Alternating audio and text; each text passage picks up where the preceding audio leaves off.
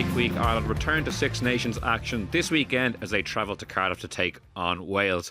It will be a different Welsh team than we expected to be facing, though, after the news that Warren Gatland left the post in dramatic circumstances last week. Welcome to the Left Wing Podcast. Will Slattery here with you, and I'm delighted to be joined by Luke Fitzgerald for our chat today.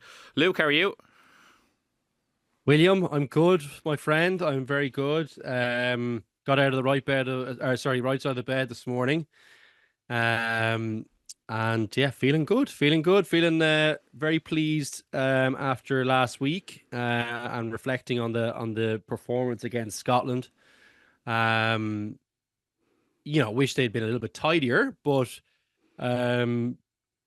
yeah, still very pleased with where the team is and hoping they kind of kick on now. Obviously, it's all eyes on, trying not to be all eyes on France, but in my mind, I can't help it because I do think they'll have too much for this Welsh team. But we'll get into that as we go on. Don't want to ruin the chat, but pretty sure everyone's probably of the same opinion at this point, which makes them a dangerous proposition. How are you feeling? Yeah, no, it's funny. The break week always comes at a funny time. Like, the first 2 weeks were so intense, especially this year when it was two good fixtures. Like, England followed by Scotland. There was no kind of gimme there. There was no lull. In some ways, it's almost good to have 1 week to decompress before going at it again. But it feels a long wait to gather ourselves from it feels a long wait to be going up to match day number 3. As I said, Wales next on Saturday in Cardiff. Ireland, I think I saw earlier, they're 66-1 on, which is crazy. 25-point favourites. Obviously, Warren Gatland leaving after 14 consecutive defeats. Like, is there such thing as a new manager bounce in rugby in your experience? Like, a few people have actually asked me that, like, maybe non-rugby supporters, and I was trying to explain that basically it doesn't happen very often. It's so rare, even at the club level, like mid-season, for sackings to take place. I can't think of many instances in rugby, if any, where like a coach has left during a season and there's been some sort of huge upswing. I think it's only happened 3 times in the Six Nations era that a coach has left during the tournament, and all 3 times it was Wales when it happened. Like, it's kind of a crazy situation that we got here. Like, what did you make of the news that Warren Gatland left the post at that time? Look, he's a ruthless enough bloke, but and he's a tough guy. You know what I mean? But I still felt a little bit sorry for him. I think I've seen some very positive stuff from some people who I think are, really know their Welsh rugby and they're really passionate about Welsh rugby, and the work that he put in. I think they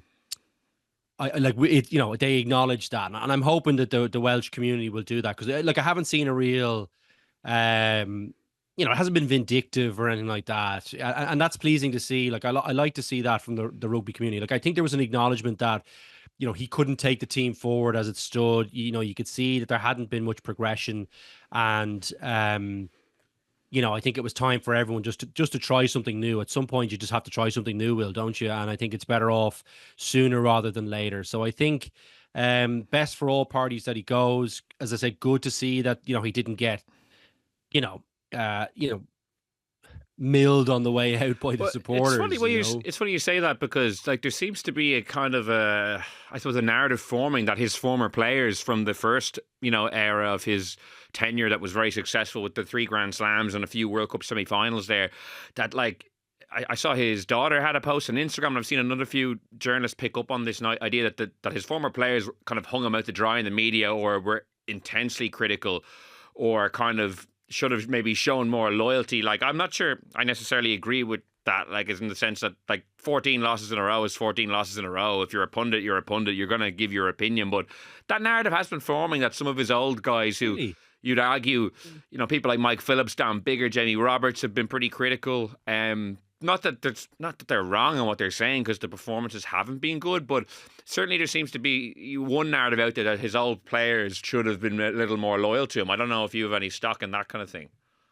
I don't know, Will. That's an interesting tack. I mean, like, to be honest with you, I think it's fairly obvious that like the team is not in a good place and hasn't progressed. Like, look, maybe like the one thing I would say is I nearly feel like Wales has been a bit of a victim of how good that Gatland era was. Like, I think it was masking over what's really been, well, what we've been talking about for a very long period of time, as to how have they been getting these results with the way that Welsh rugby, below international standard has been, has been playing out. They just haven't been competitive. You haven't seen a massive amount of kind of talent underneath that really top kind of 23, 24 guys that they had for that period during the kind of early noughties and through the middle of the noughties.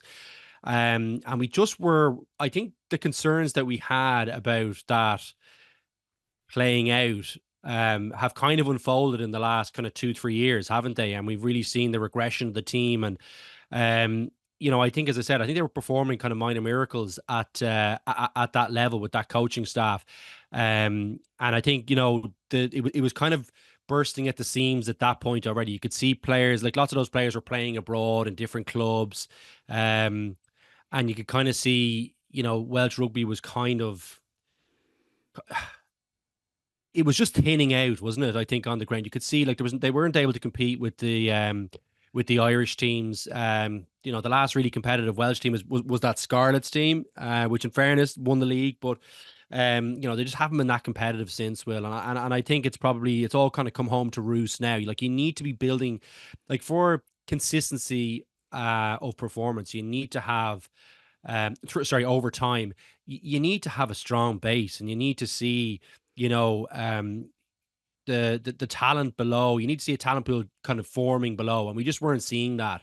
And I think that's what's kind of fallen foul of that. The last couple of coaches have. So, look, I'm disappointed for him in terms of the ex players. Look, I think the writing was on the wall with this one, wasn't it? Like, I mean, 14 or 15 in a row is like it's just a big number, isn't it, for Wales? Like, a great rugby playing nation, and the way that in which they lost to Italy, like Italy made an absolute hames of the end of that match with the yellow card, where it was like somehow you were kind of going, how is this sweaty? Like, they were completely dominant, Will.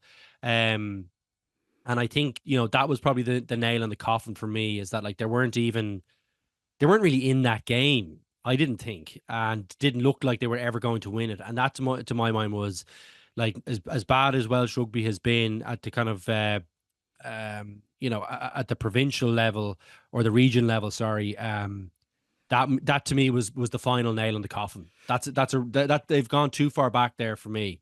Yeah, because on the Welsh regions, like, it is kind of easy to forget to a degree that when he was in charge the first time, when he was winning Grand Slams, that like the Welsh regions, while the perception of them in Ireland wouldn't be great, they did pick off a couple of leagues. Like, they won in 2010 in the RDS, in 2012 in the RDS, 2017 they won in the Aviva, the Scarlets. Sorry, the Ospreys won in 2010 and 2012. I meant to say Scarlets in 2017, and I think the Ospreys won another league maybe the year just before Warren Gatland came in. So while they weren't competing maybe at Champions Cup level massively, they were still holding their own to a degree, but that's completely gone in the last, say, 5 years since he left the first time, which has definitely left them exposed. On the ex-player criticism, I guess it might have been akin to the back end of the Joe Schmidt era, and when maybe people in the media, yourself included, maybe obviously are commenting on the team, and Joe might have felt, oh, like, do these guys not owe me something, or do these guys, like, the success that we had, that I helped, like, am I not owed something? I don't know. I don't necessarily think a coach is, in the sense that, like, you guys are paid to do a job as well, and you have to call it as you see it too. Yeah, you do. Like, you've got a responsibility to the people who are, listening to spend their time listening to you, to give your opinion. Like, like, you don't have to give an unbelievably unvarnished opinion and really crucify someone, because at the same time, like, you have an understanding about how difficult these jobs are. That's like, it's incredibly difficult to get the teams together in such short notice at international level, and to be successful consistently, like, because there's other teams are figuring you out, or playing well themselves. You'll have off days, which no matter how good a coach you are, you'll have. So, like, it's such a difficult job. So I don't think anyone's not, is understating the difficulty of the job. But you do have to say, well, that was bad. Like, because if you don't, like supporters are smart too. Like, they're watching this, not the same amount of rugby, but probably a similar amount of rugby in some cases. And they've been going to rugby, watching rugby matches for years. So, like, they know if you're talking complete crap. Now, they might disagree with you on some things, but if you're outright kind of lying and not calling it out what's happening in your eyes, I think you lose your own credibility. So you have a responsibility to do that to people who are paying to watch you. So, I agree with you on that. I would say both of those coaches, less so Joe, but like Warren, like, was fairly ruthless with people at certain points as well. So I think, they need to be careful about, who you're asking for loyalty from. Like, he cut guys, like, that stuff around the World Cup was fairly ruthless. He did still, that thing with Drico in the last lines. It's like they were always going to win that test. It didn't matter whether Jonathan Davies came in or not. Like, you know what I mean? You know what I mean? It's like, so he needs to be kind of cautious enough about asking for kind of loyalty from ex-players. Like, I think everyone recognized what a brilliant coach he was. He was great to work for because he's brilliant at his job. But at the same time, he was a ruthless guy. You know, you have to be at the top. And the people he's coached are ruthless people as well. Like, they were at the top of their game in sports. And you know, they wouldn't, you know, you always try and, you know, you never try and make it personal with someone, but you know, you do have to call the game like you see it. And I don't, to go complain about that, I think is probably wrong. And asking for loyalty, particularly from Gatland. Joe, in fairness, now was fairly loyal to a few people, like to the death, which probably cost him his job. So maybe he had a better case to make on that front, I think. Gatland, no, in my opinion. I just wish the Left Wing podcast was around for that 2013 Lions tour, so we could have done like a reaction podcast to Gatland dropping O'Driscoll. I feel like that just would have been the greatest. I'm obviously still bitter about it. Yeah, Driscoll's well over it, but I'm bitter still. I'd say a few listeners might still be thinking about that. It was a real shock jock type decision. It was like, oh, like we need to. There was not much of a difference between the two of them at that stage. You know what I mean? Now, John and Davies, a couple of years after that, yes, but like that decision was not, and the way it transpired, it looked like it is inspired decision. Like, it was one of the worst Aussie teams of all time, barring maybe the last year or two or so, you know, where they've been pretty poor. But it was like, if they lost that tour, it would have been a disgrace. I'm trying to think of a few other good historical moments that would have been good for the left wing to exist. I think the 2007 World Cup, maybe, when the team really started going downhill, that could have been a good time for it. I would have had a vested interest in tearing them down then as well. I suppose in this scenario, you it now, like, so Luke Fitzgerald, the player, I guess, doesn't exist in this scenario because obviously you can't be commentating. Old and washed up. Yeah, you wouldn't be able to be like in two places at once. But yeah, they're two that spring to mind that I would have loved to have been able to sink my teeth into. One interesting subplot for this weekend in the Wales job in particular, Simon Easterby obviously is being talked about as a potential Wales head coach. Obviously, he's in this funny place at the moment as the interim.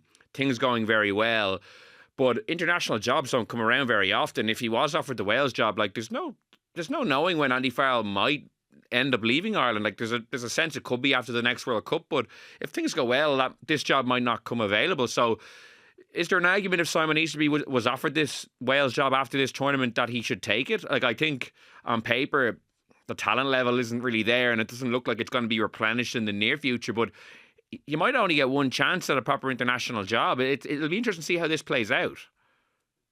Yeah, and look, he's highly respected over there. Obviously captained the Scarlets. Coached them for a bit as well. If memory serves, geez, sorry, I wasn't expecting this question or to go down this route, but pretty sure he did coach. Yeah, he was the head coach for 2 years. Yeah. Look, he's a highly respected guy. He's a great fella. Like I actually played with. Jesus, to tell you my age, but I played with him for a little bit, like the Ultimate Pro. And Ultimate, actually just such a nice fella, like really, really good guy. So, yeah, look, he seems to be doing a great job with Ireland. It's obviously a very settled team, experienced team. But they seem to have kicked on this competition. I think I've been really, really pleased with what I've seen on the attacking end. I think the forwards have gone back to that kind of ball playing that we saw when they were playing at their best. You see guys putting other forwards through holes. They're a real handful for opposition teams. I think he's refocused on the rucking because I think that's been really, really impressive so far in the competition. So you can see the impact of his coaching, and I think the staff have been going well, scrum's going well. So John Foggs is obviously a happy man. I think Paul O'Connell has had a big impact in this tournament because the Irish lineout and in fairness, Leinster lineout is kind of struggling a little bit the last while, which obviously make up the bones of the pack. And they look like they've had a really good start to the competition. So all the coaches are doing really well, Will, and he's obviously leading from the front on that. And he looks very calm and assured in the position. So, yeah, look, I agree with you. They don't come up that often. And, obviously his wife is Welsh. So, making the move back, I think is he located in Ireland? Or he might still I think he lives in Wales, yeah, full time. Like when he's not coaching. Live in Wales, yeah. Okay, yeah. So like that's an easy move across. As you say, they don't come up that often, and he's coached under some brilliant coaches. So you'd have to think he'd be adding value and has a very high look. He came in with a high rugby IQ, but he's definitely coming out of the Irish setup, enhanced in terms of his coaching ability. So, as you say, the key thing is assessing the opportunity, making sure that the Welsh Rugby Union are realistic about what's achievable. And then you have to figure out what your goals are. What are the short-term goals? Like, what does a win look like for them in the short term? You heard before the competition, some of the Welsh pundits kind of saying, oh, look, I think they're really targeting this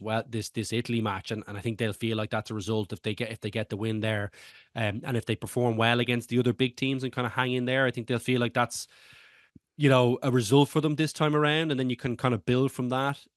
So he'd have to be having those kind of conversations with them if he decides to move across from what is, a very exciting setup. Like, I think the temptation would probably be to sit it out with this Irish team and have a go for that World Cup. I think would be, if I was him, that's where I'd be tempted to go. I think Andy Farrell loves Ireland. I was, obviously, can't obviously divulge, but I was very lucky to interview him a couple of weeks ago, at a kind of a function or whatever. Really, really loves Ireland. I think genuinely loves Ireland, and his family seem to really like it here. He gets lots of support. I think is obviously well paid here. So it seems like the perfect situation. So I think he might stick it out to the next World Cup, at least, I think. And I think he's right to do that. It's a very exciting group. He's got young talent coming through in key positions.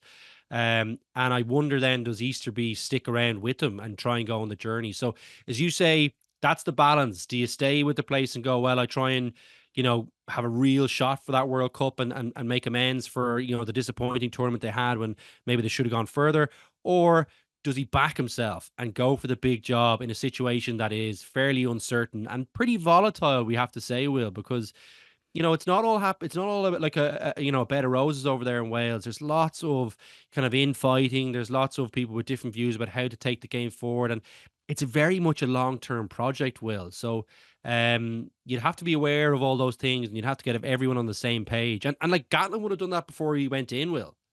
Do you know what I mean? So, if he can't do it, then you're kind of saying, oof, like, do the guys really know where they are? Like, are they realistic about where the game is in Wales and the timelines to get you back? Yeah, it's interesting for Easterby. Like, say if Ireland go on and win this Six Nations, it looks like, on paper they have a very good chance to do that. If they were to do that, like Simon Easterby have very good leverage in negotiations. Like, is Andy Farrell leaving after the next World Cup? If like there'll have to be a timeline established as to when that decision will be made. Like, is in, you have Simon Easterby there, you have someone like Ronan O'Gara waiting in the wings. It'll be interesting because Andy Farrell, will have been there for 8 years. I agree with you. Like, there's no reason on paper for him to leave unless he wanted to go maybe and coach England or something like that. He is English after all, but it's kind of interesting. I'm just intrigued. Like, if Simon Easterby, I would have originally thought maybe Ronan O'Gara was the automatic choice whenever Andy Farrell was to leave. But if Simon Easterby goes and wins the Six Nations with this team, he kind of is in the box seat for any kind of succession plan that is going to be put in place. It'll be very interesting to see how that plays out, because I think Raj is taking the Aussie job, is he? Oh, well, he's keen anyway, as he said in that text message. I'm keen. Yeah, doing the interview via off the ball. Yeah.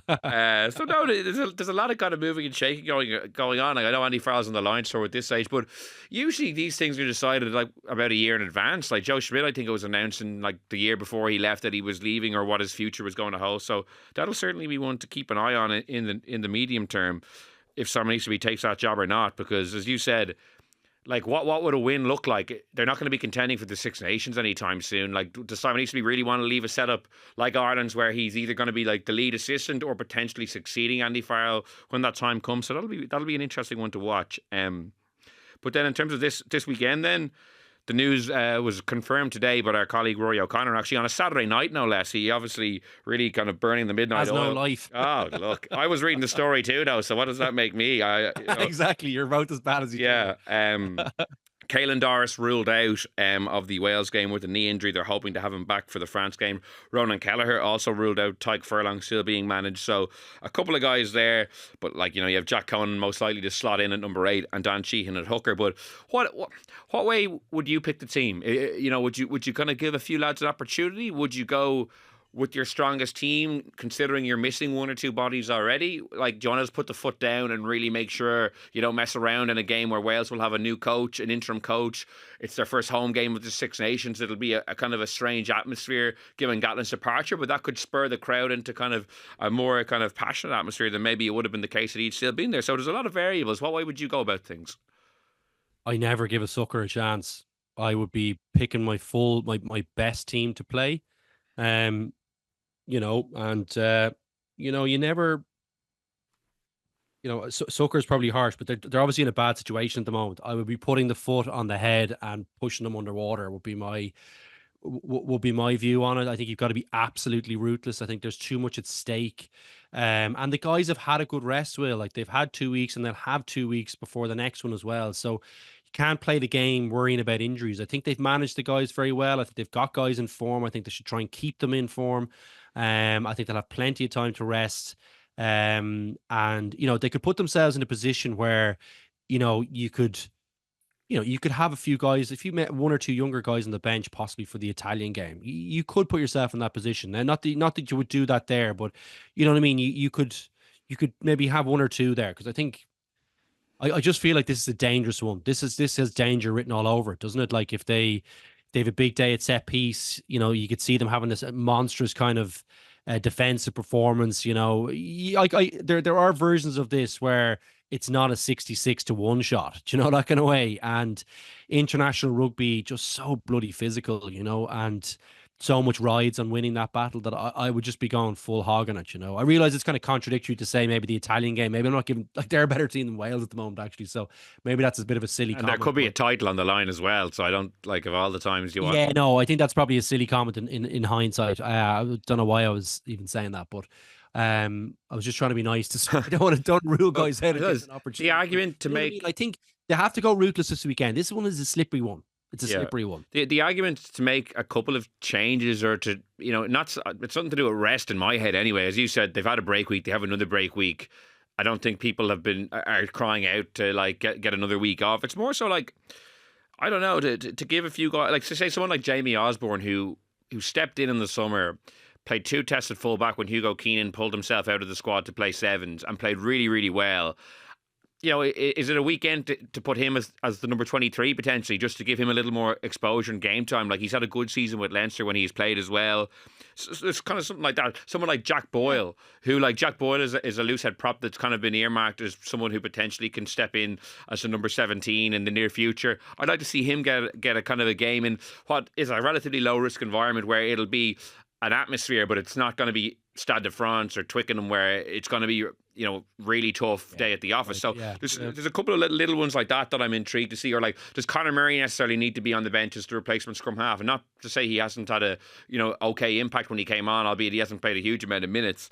But just to maybe give Caelan Blade another opportunity. He was another guy who in the summer kind of stepped in and played well. Like, those guys are in the squad, and I'm not opposed to them getting some game time. Yeah, no, so nor am I. I just maybe I'm scarred from a few of those games where Ireland were like, all over Wales and somehow managed to not win the game. Yeah. And there's literally that this team is a lot worse than that Welsh team, So I don't know, maybe I'm just a bit scarred from that. And I suppose I've been in Millennium Stadium where like it can just turn. Like it's the best atmosphere in rugby by a mile. Like it's Loftus is pretty good, but this is on another level. Like, if the Welsh team play well, if they get their backs up, if they got a lead or they got an intercept try at the start of the game, like, it's just a tricky place, Will. The atmosphere is just electric there. You can't hear each other. It can be a lonely place to make a debut if things go wrong. Like, I played at fullback there when things were going wrong, and it was a long day at the office. I have to say, it was a tough one. So, it shouldn't happen against this Welsh team, and I do know what you're saying, and normally I would be like, yeah, we're not really taking a risk with those guys because they've been playing well and they've played in the team before. It's not like it's a fresh new cap.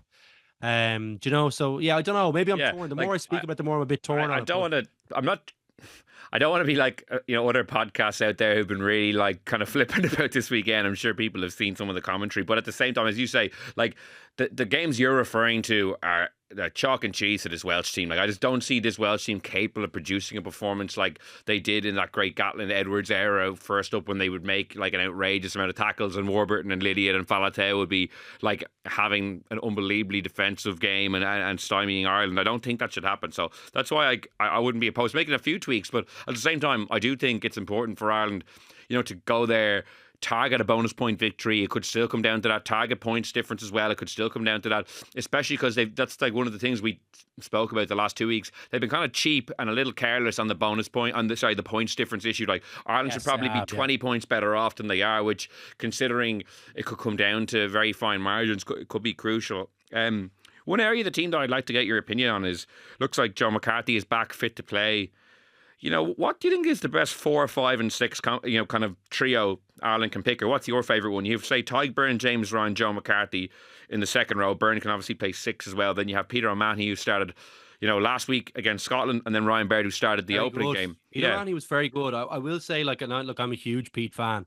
Probably a little bit biased just because, know him a little bit and haven't played with him. But I've always seen the value in him, and I just think I thought he was brilliant last week. I don't think I've seen a carrying performance from him as good as that as last week. I thought he was really robust in the carries last week, so I was very impressed with that.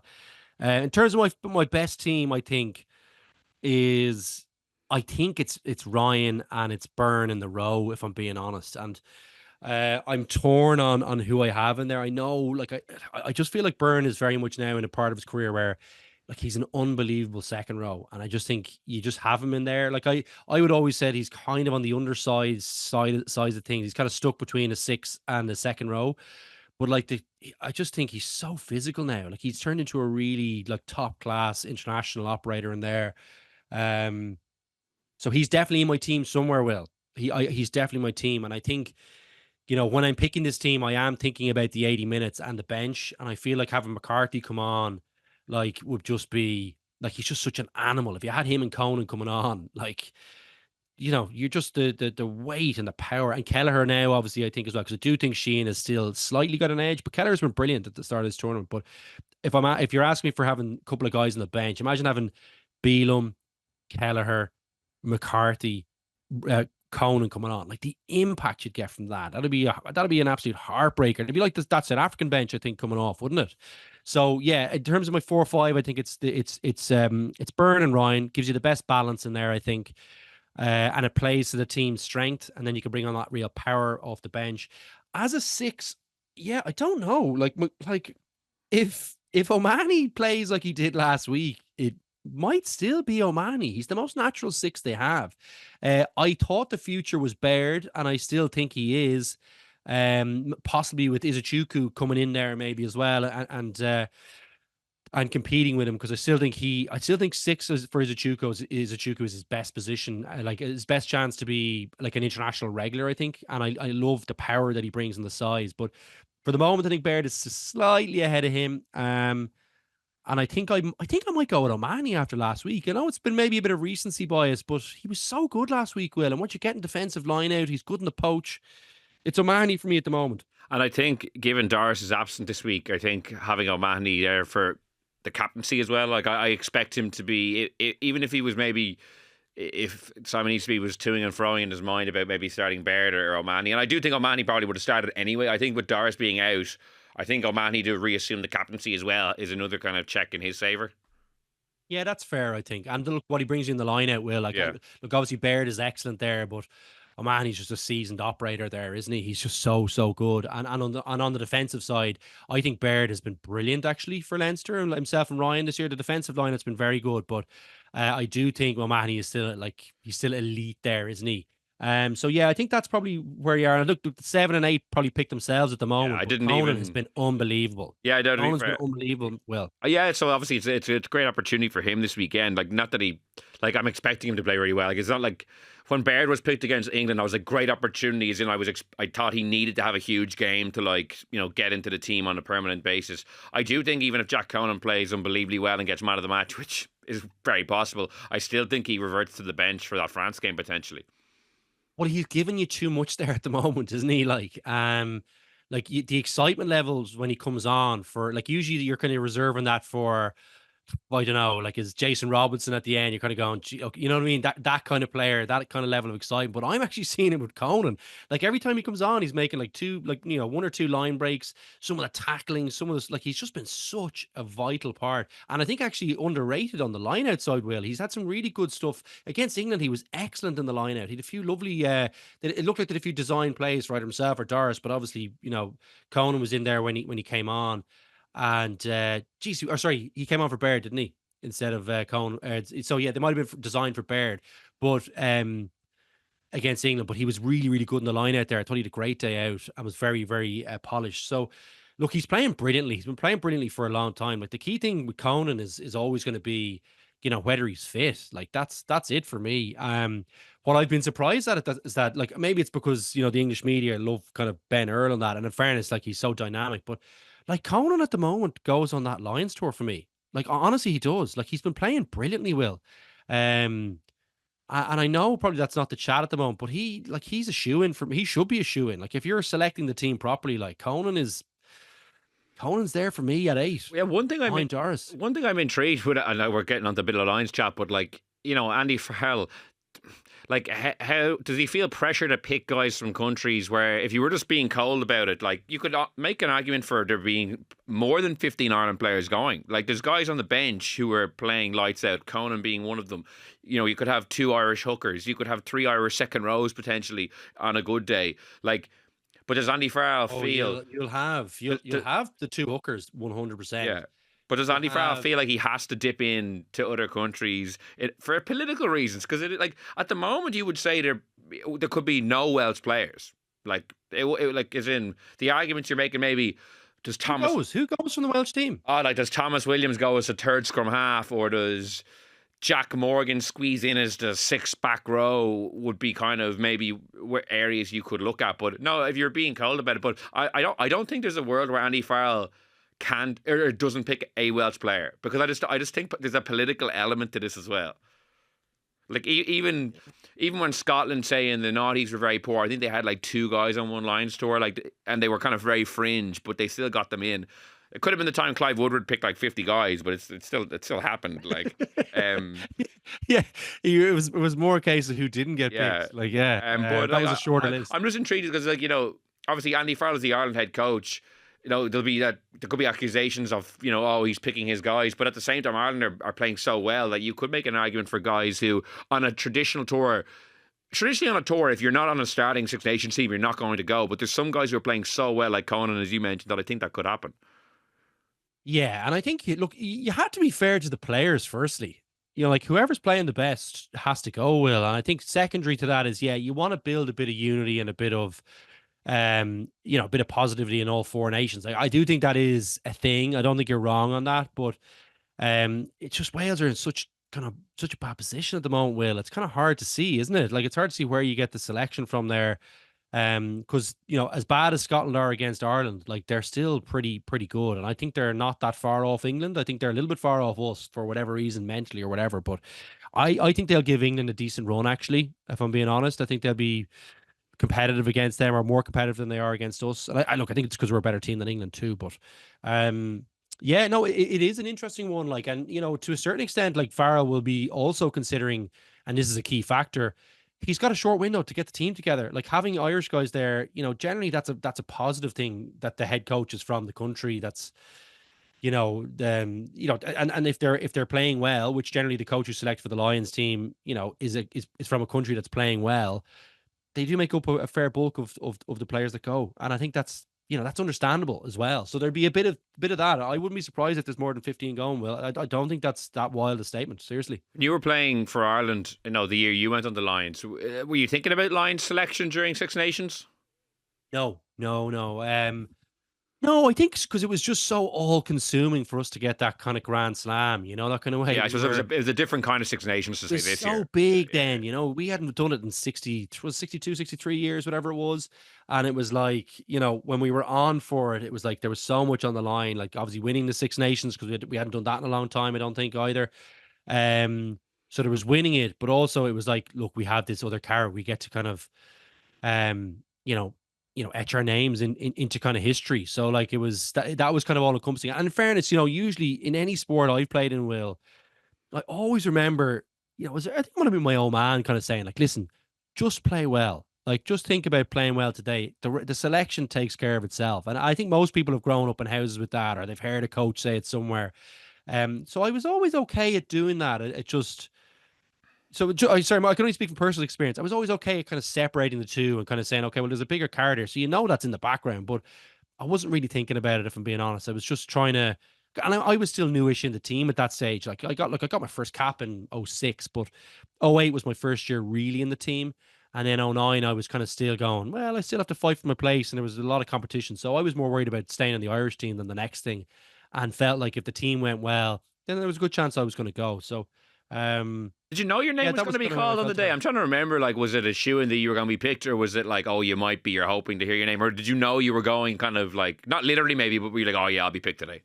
No, I had no idea because look, I think the one thing about myself is I didn't really rate myself as a winger um, that highly. Because I felt like I didn't really have that top end pace. So um, yeah, that was probably my I wasn't unbelievably confident about it, if I'm being honest, but I knew I had played well. I thought I might go as like a kind of a bit of a utility type player. And in fairness, that's kind of how my role played out in the Lions tour a little bit. Like I played a little bit in the center, did a few things like that when they were resting Drico and Doris and stuff. So um yeah, that was a bit that was probably where I felt I might go on the tour is that I had been playing very well for Leinster actually. Like I kind of had I got a few good tries against the Scarlets, I think, that were very timely just before they kind of selected it. So I was kind of in the mindset, I think. And then I think I'd gone quite well in um the Leinster Munster game, which I think was just before that. Was it just before? No, it wasn't. That was just after. No, it was just after. But I gone well in the quarterfinal. I had a good game against Quins, against Ugo Manya, who I kind of thought I was probably up against him. And I played well against the Scarlets, I think, just before they were selecting it. And I was kind of going, okay, I think that's probably good timing. And obviously I played nearly every minute of the Six Nations, bar maybe the last 3 or 4 minutes. So I was I thought I'd go well. Yeah, Yeah, but I wasn't sure. the funny thing will be for like given Andy Farrell is selecting the team for like Irish guys who don't get picked who feel like they should, like going into camp next time, and it's like, well, it was Andy Farrell who had my destiny in his hands. And obviously I suppose in some way it's the same as when he picks an Ireland international camp. Like he's the coach, he picks some guys and doesn't pick others. But it would be interesting if certain guys get squeezed out who maybe ought to be there potentially on form, but does he feel like he can't pick an entire squad of Irish players? Obviously, he wouldn't do that anyway. Like, there's other guys from other countries who deserve to be there too. But as we said, there could be 15, 16 guys who at the moment are putting their hands up for sure. Just to tidy off the Irish team selection chat, do you think, is there any possibility of an out half change this weekend just to give Crowley a starting berth given he's been playing well? Or do you think the plan is to just give Sam Prendergast the exposure basically for the entire tournament? I'm leaning towards giving him the exposure. That was my thoughts originally, but I suppose the one thing in Crowley's favor is that he's not an unknown quantity. Like he can lead the team. He was brilliant against England when he came on. And he's playing well. I think he's playing really well. So you could easily make that decision and say, yeah, let's do that. But I think, look, Prendergast is young. He shouldn't be getting kind of tired at this stage. Like, sorry, it'll be tiring on the body, definitely. But again, the 2 weeks and the 2 weeks really doesn't play into the, let's give guys a chance. The one thing that you would say is that they could switch it around pretty easily and the team wouldn't be that impacted because Crowley's been excellent in there. So, look, you can make a case either way for that one, Will. I haven't made my mind up. I'm leaning towards they just give Prendergast as much time as possible in the position. And they have the fallback where, if they really feel like he is the top guy, like I think it's a pretty close battle there, actually, to be honest with you. And I don't know if the Irish manager feel that way or not, but regardless, if Prendergast does go down, it's not the end of the world because you've got Crowley there. Do you know the way if Sexton went down, there was no one behind him, you kind of weren't that confident in the people behind him. You were kind of going, oh God, this is such a disaster. Whereas it's not a complete disaster if he gets injured because Frawley was excellent last summer. Obviously the tough November, but they treat him very harshly. But he's done well, and Crowley's playing excellent. So it's not the end of the world anymore, Will. And the whole team doesn't really revolve around him. The team has moved on to the next stage. You could probably make a bigger case for resting Gibson Park at the moment, to be honest with you. He seems to be more the fulcrum, doesn't he, around what's going on. So, that's an interesting one. We'll all be watching that one closely. And as you can tell, as I said, I haven't made my mind up yet on it. Yeah, it'll be interesting to see. Yeah, the scope of changes. Like as we've said before, traditionally Andy Farrell kept changes relatively to a minimum.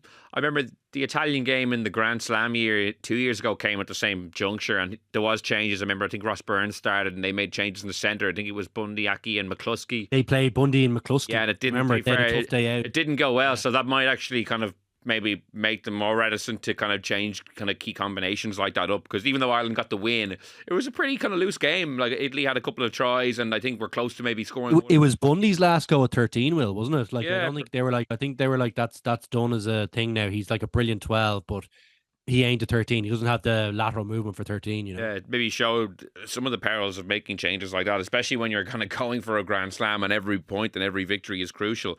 I wanted to talk to you about the URC over the weekend, and in particular one fixture. So you had Leinster beating Ospreys 22-19, probably closer than people thought. It was interesting to see Kieran Frawley starting at half. It feels like it's been a long time since we've gotten to see him play a match. Munster 29, 8 winners over the Scarlets. Important to get that bonus point win. They're up to 5th in the table. Connacht 24-19 over Cardiff. It was 19-0 to Connacht. Looked like they were cruising. It got back to 19-0, then a late try for a win. But the one that really stands out is Benetton 34, Ulster 19. Like a really disastrous loss for Ulster. And it's a funny one. Like when I saw the team sheet, I was actually like, oh, this is a chance for like a morale boosting win. Benetton have, missing their guys for the Six Nations. That's probably the guts of 10 players. Ulster were able to bring back Stuart McCluskey, Jacob Stockdale, James Hume, Cormac Izuchukwu played, Tom O'Toole returned from his ban. So I'm thinking that's a team with a lot of good. But Will, they threw it away? They completely threw it away. You watched it, obviously, did you? Yeah, I did. Yeah, like Tom O'Toole, yellow cards. Yeah, like the Tom O'Toole one at the end where Ulster, after a sticky second half, look like they've gotten back, almost a point behind, maybe to kick on with 10 minutes to go.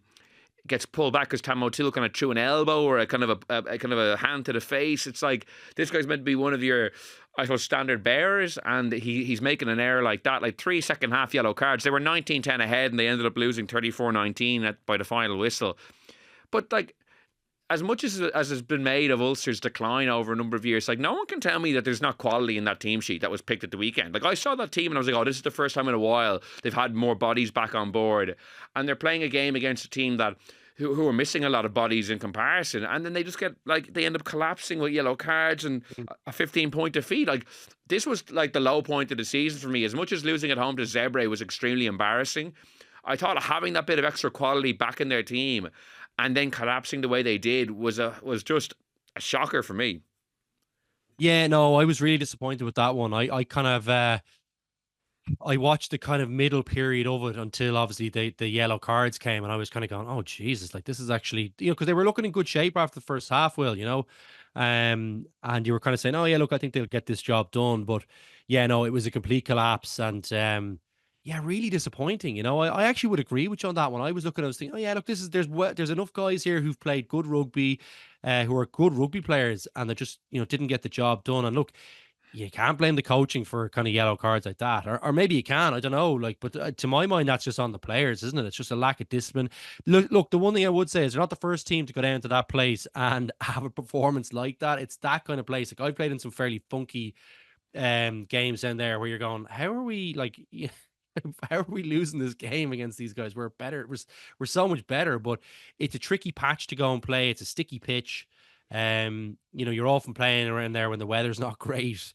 When you're kind of, struggling, when you haven't got a full complement to pick from. But as you say, that wasn't the case for Ulster on the full set. They had guys who were coming back who needed to play well, or you're hoping they're kind of putting themselves in the shop window if there's an injury or two in the Six Nations that they kind of get called back in. So yeah, a few lads have done themselves bit of harm there, I think, and yeah, I think we the expectation, despite where Ulster are in their development, is that they would win that game. Like these are games that they need to be winning. When it's only going to get harder for them after the Six Nations is on, when teams are picking from the full complement, because Benetton can actually get fairly hosed with Italian kind of guys playing the Italian team. You know what I mean? So it's not like you're playing their full team and it's pretty much half or 3/4 of the Italian team. That's not the case. Yeah, like their last game, I actually watched it on a Friday night. Again, this shows my life sometimes, but it was Ospreys Benetton without the internationals. I think Ospreys won. He sighs as I sighs with despair. Yeah, as my wife sat beside me on the couch, being like, "Can we not watch something else?" She must really love you. Yeah, look. But that was basically the same. The guts of the same team. They lost like 34-0 away to Ospreys, and then like they go and they in turn a hockey and Ulster team who, again, yeah, just to reiterate, when I saw that team, I was actually excited for them. I was like, oh, great to get some of these key guys back who, fan favourites like McCluskey and Stockdale, and then to turn around, like they're in 14th in the table now, like. there's a real possibility that they miss out in Champions Cup rugby next year, which would be an utter disaster. I think they've been in every single tournament since the competition was founded. Like, that's, it's the second time this year that they had 19 points on the board at half-time against a team you'd expect them to beat away from home. It was Cardiff earlier in the year, Benetton now. They ended up losing against Cardiff as well, and they got 1 match point. They got none at the weekend. So that's a potential 10 points they should have on the board that they end up getting 1 from. Like Zebre at home as well. Like, so as much as they have been weakened over the years by, budgets and different players maybe losing form, like, they still should. They've thrown away a couple of wins, and at the end of the season, if they're on the outside looking into the top 8 and they're looking into a year of Challenge Cup rugby and what that could do financially for the team, like, there's still enough within their control, in my opinion, that they should be doing a lot better. Yeah, I agree with that. I think, look, they've had their injury problems, Will, and I think that's fair to say. Like, even like their big marquee names they have not been able to keep them on the pitch. You think of Henderson's injury problems, you think of Stockdale's injury problems, Lowry.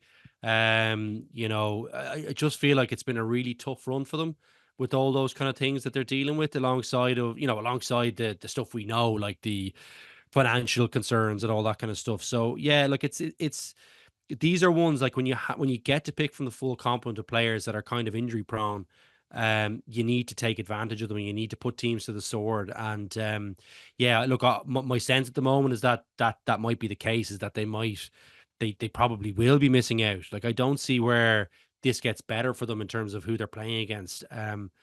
But yeah, look, there is also the chance that we're over egging it. As I said, like, that pitch has taken a few weird scalps over the years, hasn't it?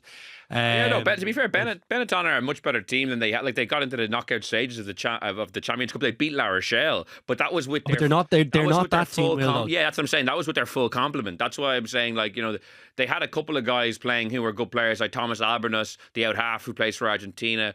Like, they had a couple of guys there. Rhino Smith, the fullback, is a decent player as well. They had a couple of guys featuring, but it's not their full team. It's not the team we've come to expect when they have been taking these scalps. Really, when they have, like, Menoncello, Ignacio Brex, a couple of guys in the pack, the second rows, Michel Lamaro and Cannone in the back row. Like, these guys are really emerging internationals, and we've seen Italy's good run. That's not who they played.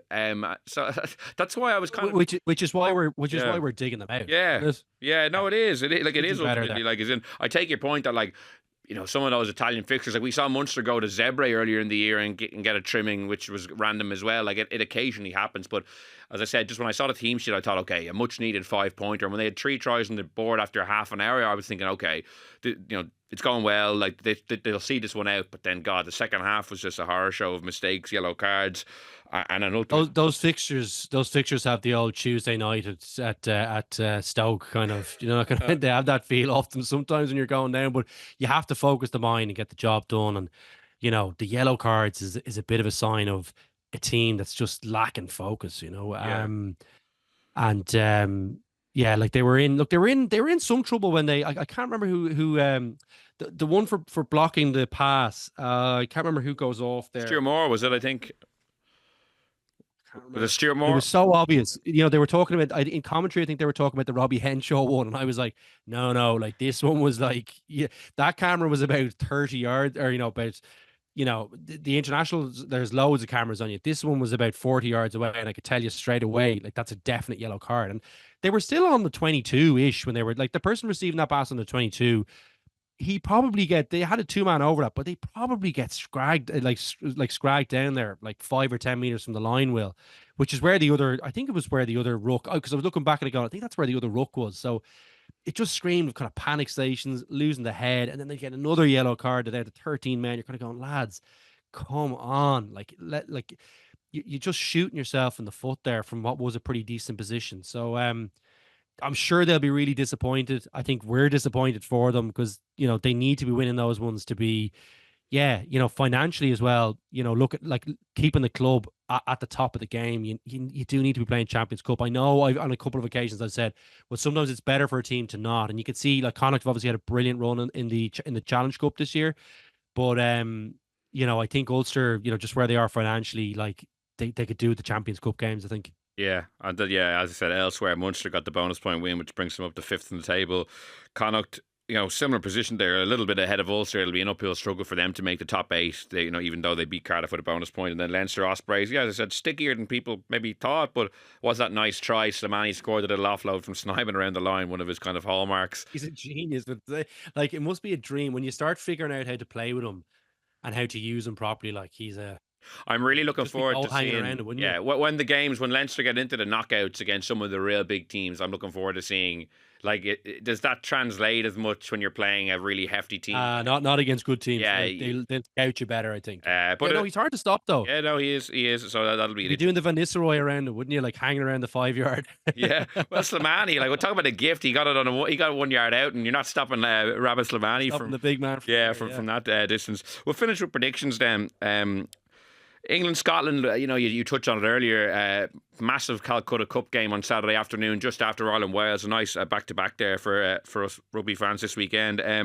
4 wins in a row for Scotland in the fixture, and all of a sudden they're under a lot of pressure. Like England obviously beating France kind of against the head. It's important to them to back that up as well, because when they beat Ireland last year in what was their big scalp, like it was kind of being hailed as maybe a turning point, but it didn't prove to be in results anyway. They had a really poor run until beating France. Whereas all of a sudden for Gregor Townsend, after losing to Ireland, if they lose to England and then they have France away still to come, it could be a second year in a row with only 2 wins. Then maybe his position is coming under threat. So I think this is a fascinating game this weekend. It appears Finn Russell could be back in time for it. Obviously, he had that knock against Ireland. So It was a bad knock. for me, if he doesn't play, I don't see them having a chance of winning. I think he's so important to what they do. I just don't see them troubling England enough without him there. But if he plays, I don't know. I still think England have enough. Like they picked their team today. It's the same team as last time out. There's Ollie Chesnam has been brought in ahead of George Martin in the second row. So it's the 2 Smiths being picked once again at 10 and 15. What way do you see that going? Yeah, look, it is difficult to know without knowing Finn Russell's playing. I agree with you. He's kind of crucial to them, and I think, look, while I can be critical of him sometimes, he still can make a few special plays. I think he's still a little bit loose to be my, like, I wouldn't love him at 10 if I'm being completely honest. Like he wouldn't be my Lions 10. Even though he's lots of people's clear front runner. Like I think he's improved a lot the last year or two. He's tightened up his game. His tackling is very good. I love that about him. He's a tough competitor. But I think, look, he's still an experienced 10, and you'd have to say he probably would target Smith a little bit better than the French. Like the French will argue that they didn't need to target Smith because they cut them open so many times. If they'd actually caught a few of the passes that they threw in, when they were kind of clear run-in tries, that scoreline would have and should have looked an awful lot different than it actually did. But Scotland won't probably cut England open like the French did, and I think, they will have to be a bit more. They'll have to think through their game plan a bit more. They won't be able to overpower the English team, and I think he'd be targeting, Marcus Smith in the air. So that's an area where I think Russell will be Finn Russell will be very helpful for them because he's a very experienced 10, and he's got a nice kicking game. So he'll add value to them there. I do think they have what it takes to kind of upset England. Like I think there was a period in that game where they kind of threw it away against Ireland, and Ireland have them mentally. I think there's a block there somewhere. You think back to the fixture 2 years ago. Was it 2 years ago in Murrayfield where Ireland were down to, scraps on the bench, and Cian Healy throwing in, and they still threw that away.